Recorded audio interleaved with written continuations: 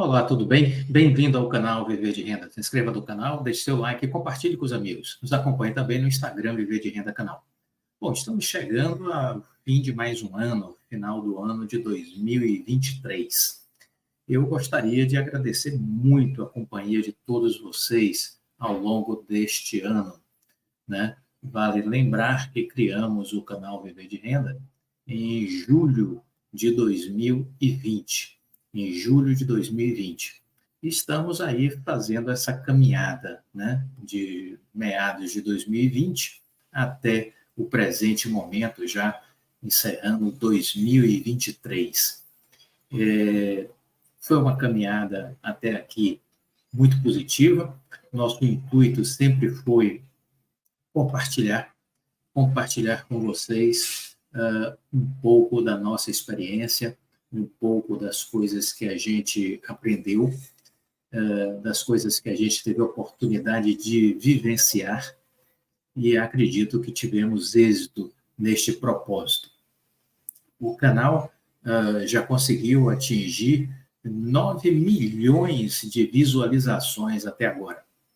9 milhões de visualizações até agora. Então, é um número realmente muito expressivo do ponto de vista de visualizações, 9 milhões de visualizações até o presente momento. E publicamos, no decorrer desse tempo, né, publicamos mais de 3 mil vídeos, né? Mais de 3 mil vídeos publicados até aqui. Então, isso é muito bom, muito conteúdo disponibilizado, trazendo a nossa forma de ver o mundo, de ver o mundo corporativo, a nossa experiência empresarial de consultor, mais de 30 anos, a nossa experiência em Bolsa de Valores também, 17 anos, eu costumo dizer que quem está na Bolsa há 17 anos é um sobrevivente, né? Muita gente não fica tanto tempo em Bolsa de Valores, com 3, 4 anos, joga a toalha e pula fora, porque perdeu bastante dinheiro ou a paciência.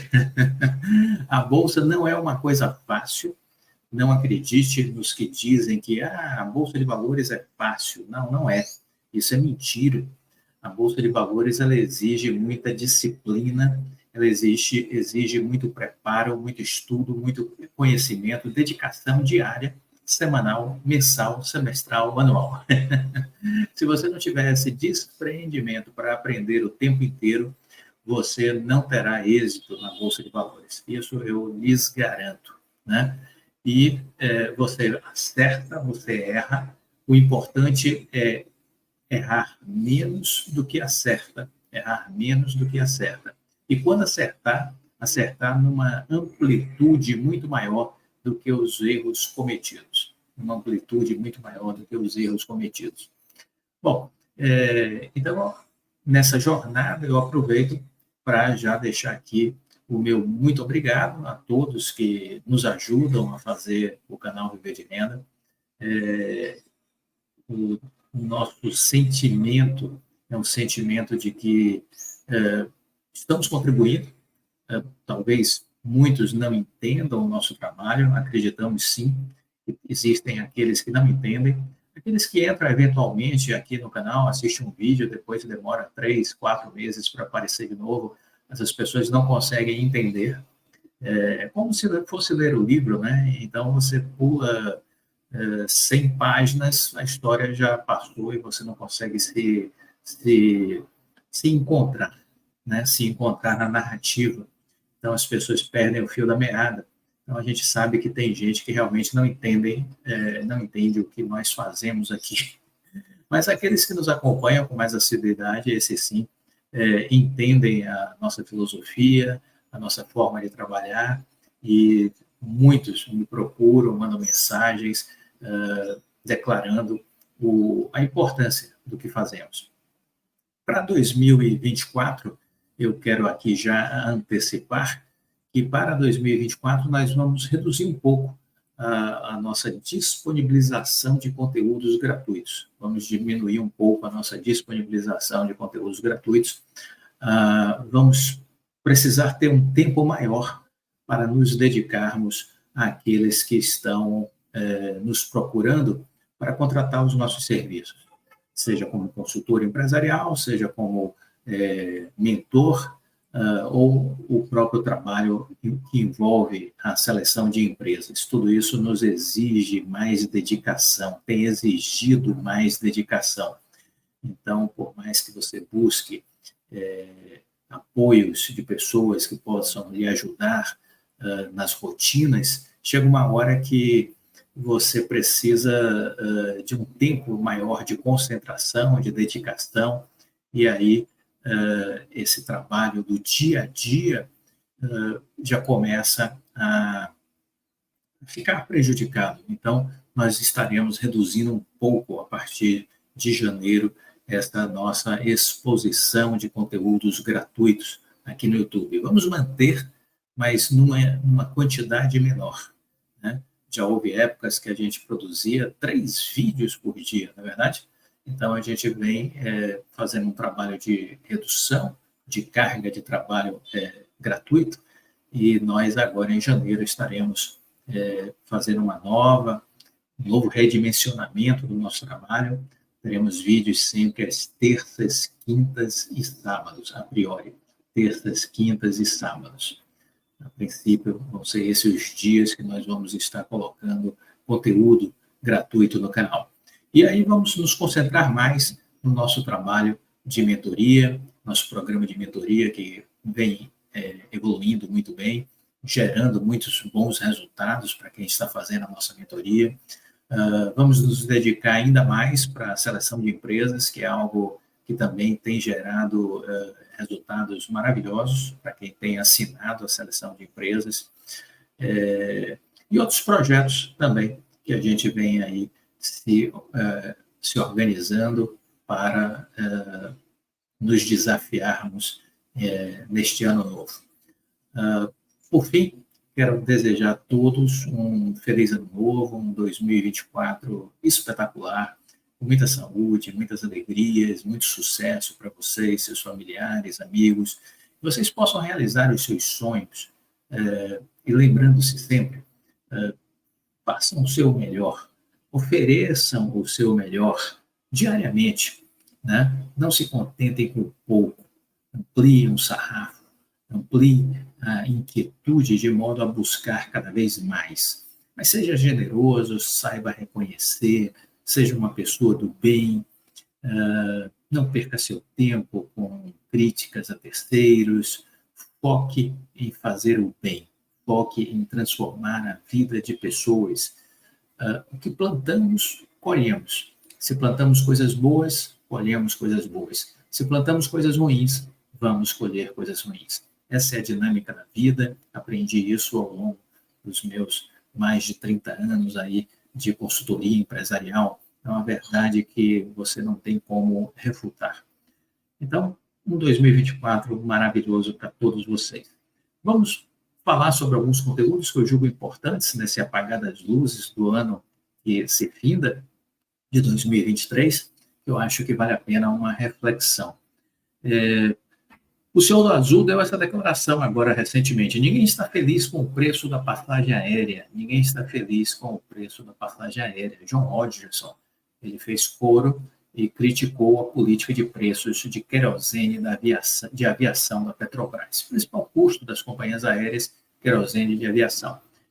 As companhias pressionam o ministro de Minas e Energia e o presidente da República para que haja uma redução mais acelerada do preço de querosene de aviação. A medida é considerada essencial para a queda do preço da passagem aérea.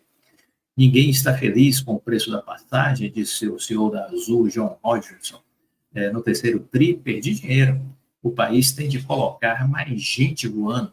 E, para isso, essa política que é utilizada pela Petrobras precisa ser revista. A crítica do CEO da Azul reforça a pressão sobre o presidente da Petrobras, Jean Paul Prats. Cerca de 90% do combustível de aviação atualmente é produzido no país.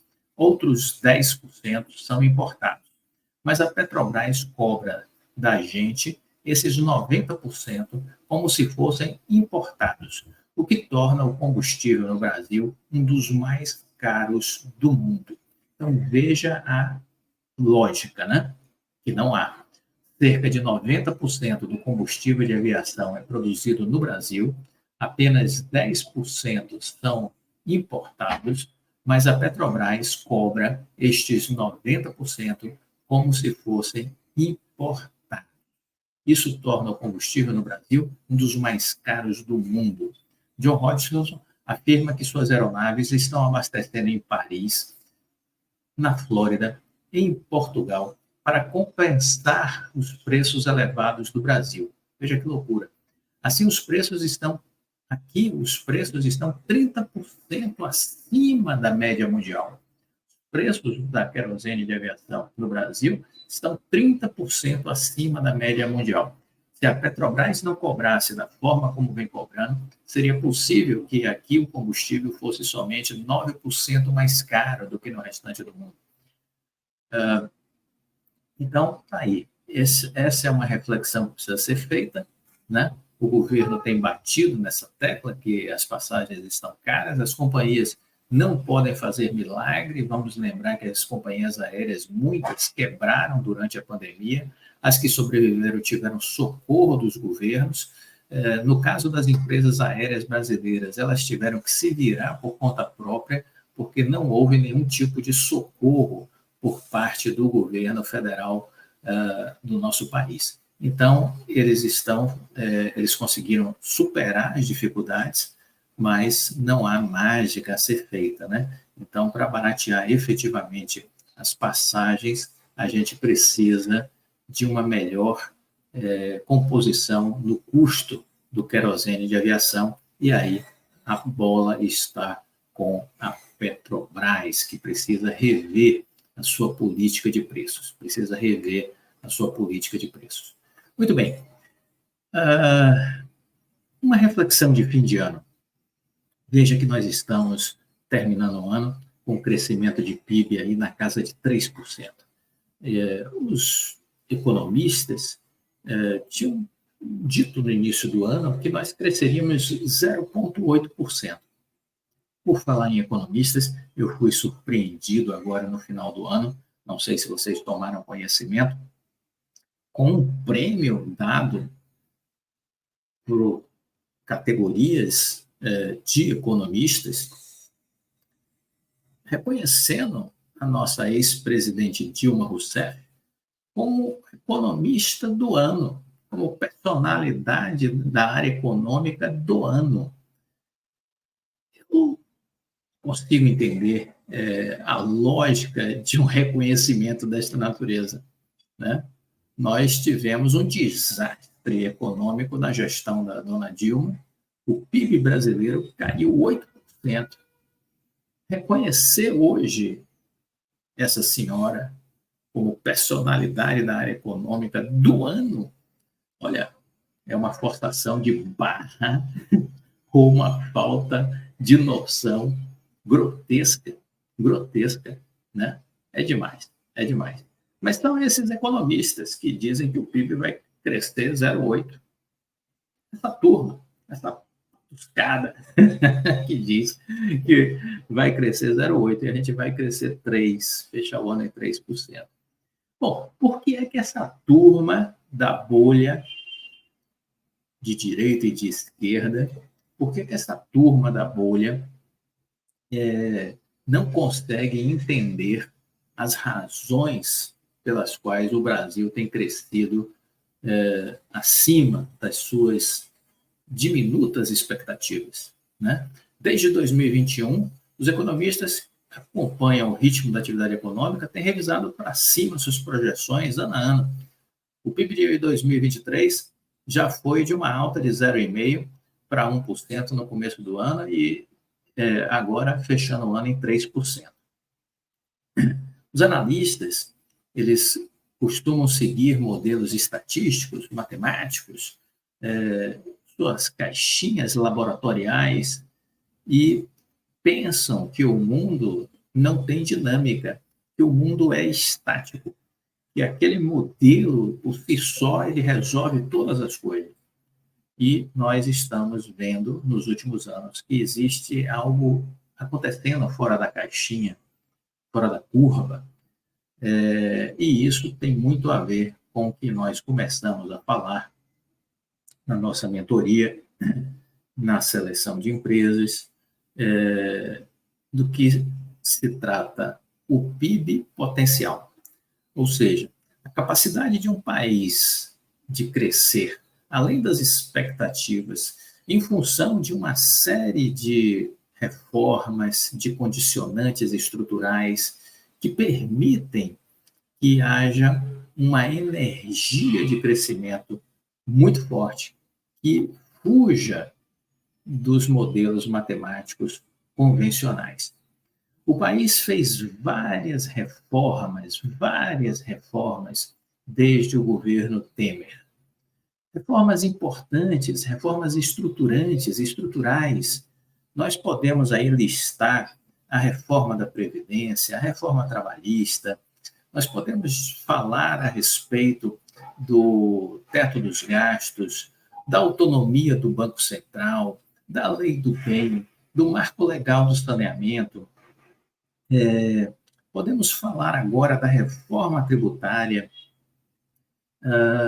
Tudo isso combinado vem gerando uma força muito efetiva para que a economia brasileira cresça, sempre além das expectativas. Sempre além das expectativas.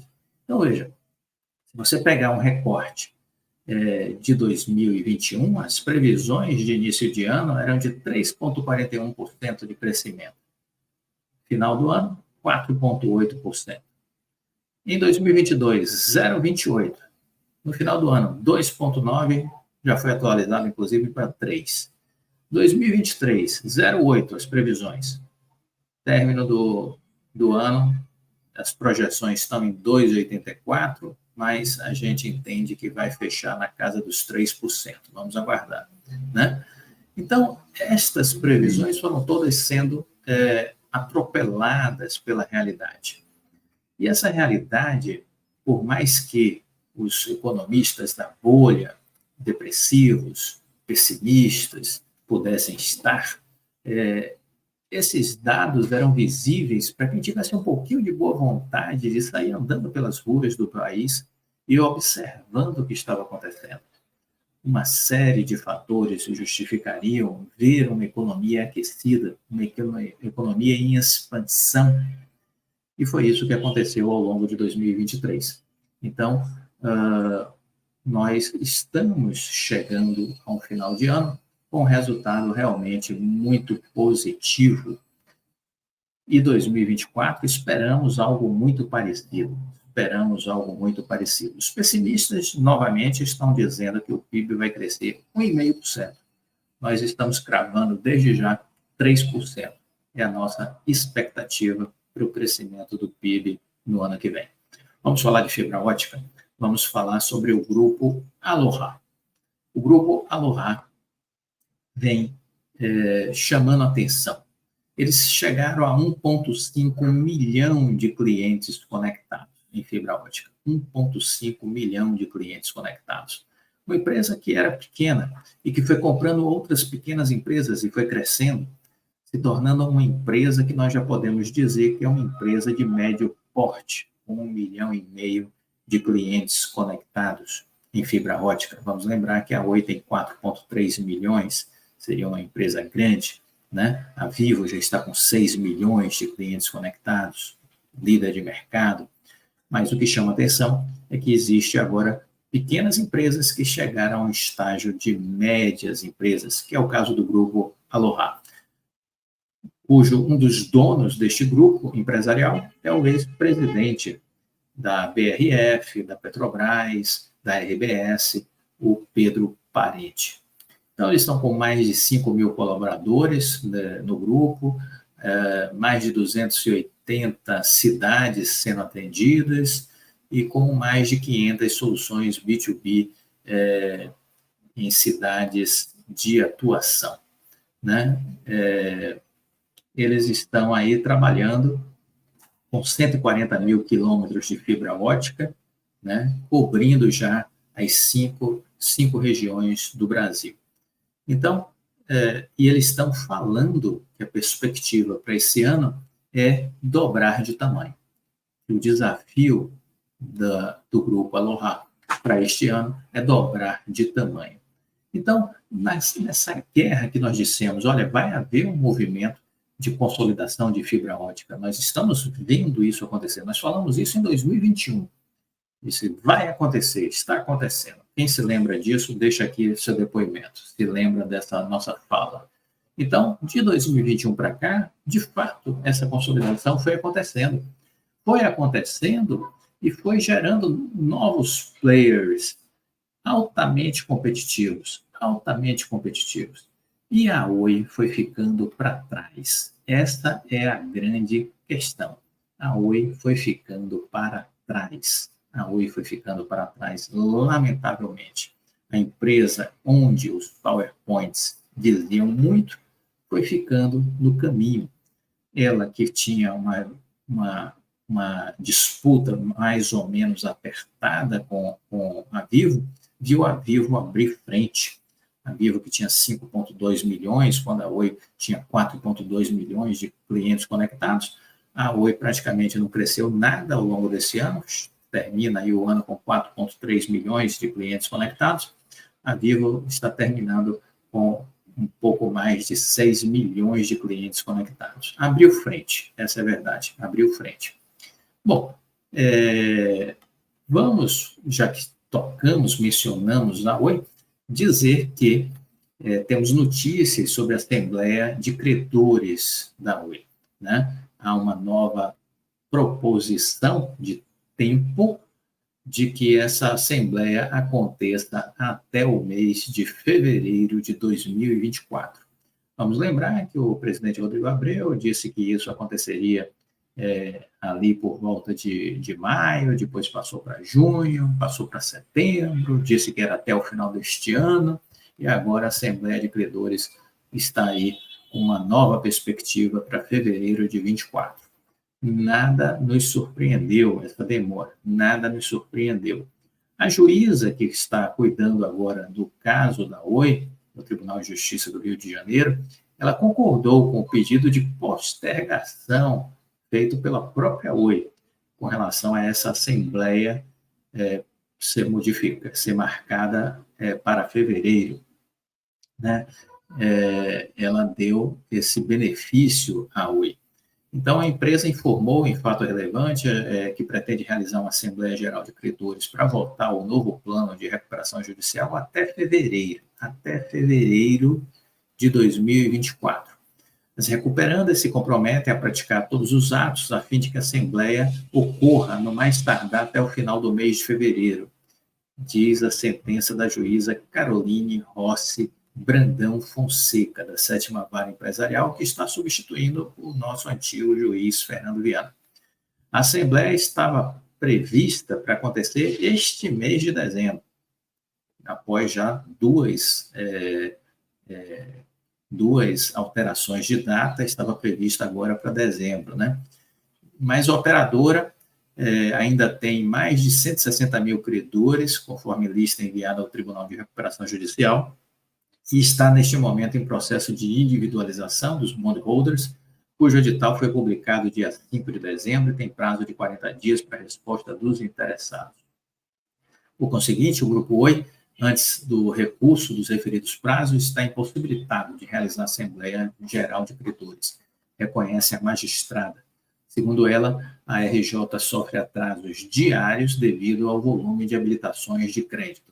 Para proteger a empresa das cobranças judiciais, a juíza prorrogou por mais 90 dias o período de proteção contra os credores, e enquanto essa proteção estiver válida, não é possível aos credores pedir execução de dívidas tomadas pela empresa. A Oi afirmou que, caso esse período venha a se esgotar sem prorrogação do juízo, ficarão sujeitos, então, a atos de execução e constrição de bens de seu patrimônio, com risco iminente de inviabilização, da presente recuperação judicial, em prejuízo não só do Grupo Oi, como de toda a coletividade de credores. Então, a Oi aqui terminou dizendo isso, né, de que se não houver prorrogação, veja bem, fevereiro, né, se não houver prorrogação em fevereiro e ela não tiver ainda conseguido concluir todos os trâmites para a marcação da Assembleia Geral, ela vai ficar exposta a atos de execução com relação aos seus bens, seu patrimônio, e que isso pode significar um risco iminente de inviabilização da presente recuperação judicial.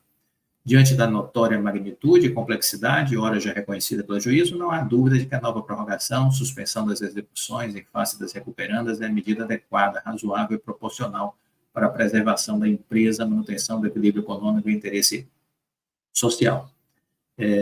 A juíza disse que este novo prazo concedido é improrrogável. Então, está dando aí a oportunidade da Oi para tentar se organizar para, até fevereiro, fazer a Assembleia Geral de Credores para aprovação do novo plano de recuperação judicial, que sabemos muito pouco a respeito dele, né?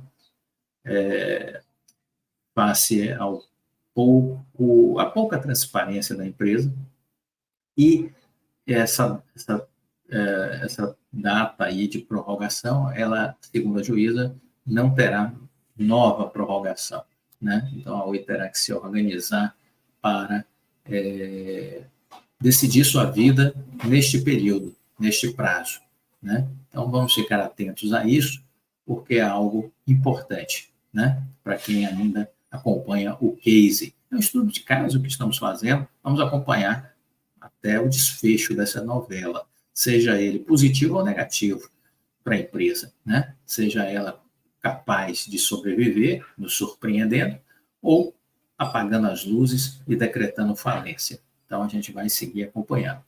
A Vale inaugurou a primeira planta de briquete em marco,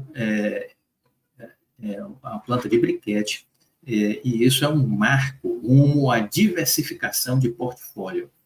Por que isso é importante? Para ela reduzir a sua dependência do minério de ferro e para que ela possa, de alguma maneira, reduzir a sua dependência de China, né? Então, a mineradora Vale inaugurou agora, né, no final de dezembro, a sua primeira planta de briquete de minério de ferro do mundo, no Espírito Santo. É um passo histórico, porque ele marca uma estratégia de descarbonização e de ampliação de sua base geográfica de clientes, que atualmente tem uma grande concentração com relação à China. Capaz de reduzir em até 10% as emissões de CO2 na siderurgia, o briquete foi desenvolvido pela Vale em meio a várias iniciativas para diversificar seu portfólio e atender uma demanda global crescente por soluções de transição energética. O compromisso da Vale com a descarbonização global é total. Estamos cientes, disse o presidente da empresa, Eduardo Bartolomeu, da escala e da capacidade de investimento da empresa para alavancar ações que sejam relevantes para a sociedade. Por isso, temos assinado diversos acordos para criar uma convergência de setores e para estimular o desenvolvimento de projetos que aproveitem todos esses diferenciais com a transição energética e a descarbonização global. Bartolomeu lembra a importância do Espírito Santo para as operações de transformação do minério de ferro da Vale, destacando que a companhia inaugurou em Vitória sua primeira usina de peletização em 1969. Essa é a mesma planta que estamos adaptando para os briquetes. Com o início da produção, a empresa se prepara para começar a atender uma fila de cerca de 30 empresas interessadas em testar esse produto inédito, sediadas principalmente na Europa e no Oriente Médio. Uma das maiores produtoras de minério de ferro do mundo, a Vale também anotou pedidos de companhias em vários países, incluindo o Brasil, o que já garantiu uma demanda de briquete por pelo menos 18 meses, disse a Reuters, o vice-presidente executivo de soluções de minério de ferro, Marcelo Spinelli. Testes com carga na primeira planta capixaba, instalada em Tubarão, foram realizados em agosto, permitindo a inauguração da unidade de 2 milhões de toneladas de capacidade por ano, uma segunda unidade com capacidade para produzir 4 milhões de toneladas anuais deve entrar em operação no início de 2024, somando investimentos, portanto, de 1,2 bilhão de reais. A Vale prevê que em 2024 sejam produzidos cerca de 2,5 milhões de toneladas de briquetes, enquanto a empresa aumenta a produção para atingir a capacidade total futuramente. Testes com o produto por clientes já foram realizados anteriormente em siderurgias no exterior, mas em volumes menores, produzidos em uma planta demonstração da companhia em Pindamonhangaba, São Paulo, com capacidade de 110 mil toneladas por ano. O briquete, que começou a ser desenvolvido pela Vale há cerca de 20 anos, foi anunciado em 2021, é produzido a partir da aglomeração a baixas temperaturas de minério de ferro de alta qualidade, utilizando uma solução tecnológica de aglomerantes, que confere elevada resistência mecânica ao produto final. O produto poderá substituir sinter, pelota e granulado em altos fornos e pelota em fornos de redução direta, cortando em até 10% a emissão de gases do efeito estufa na produção de aço em relação ao processo tradicional. A siderurgia é responsável por cerca de 8% das emissões do mundo. O briquete reduz ainda a emissão de particulados e de gases como dióxido de enxofre, óxido de nitrogênio, além de dispensar o uso de água na sua fabricação. A Vale estará agora desenvolvendo a versão do briquete para a rota de redução direta, tipo que será utilizado nos mega hubs, complexos industriais voltados para a fabricação de produtos siderúrgicos de baixo carbono, que a companhia estuda implantar na Arábia Saudita, Emirados Árabes Unidos e Omã, além de Brasil e Estados Unidos. Nesses mega hubs, a Vale produzirá os briquetes que serão utilizados na fabricação do HBI, que é um produto intermediário entre o minério de ferro e o aço. Espera-se que nos hubs a Vale construa e opere plantas de concentração e briquetagem de minério de ferro, fornecendo a matéria-prima para as plantas de HBI, que serão construídas e operadas por investidores e ou clientes. Com a utilização do hidrogênio verde como fonte de energia futuramente, o HBI poderá viabilizar a produção de aço com zero emissão de gases de efeito estufa, segundo a empresa. Dentre as inúmeras iniciativas, a Vale também assinou com o Porto do Açu um acordo para estudar a construção de um mega hub no estado do Rio de Janeiro.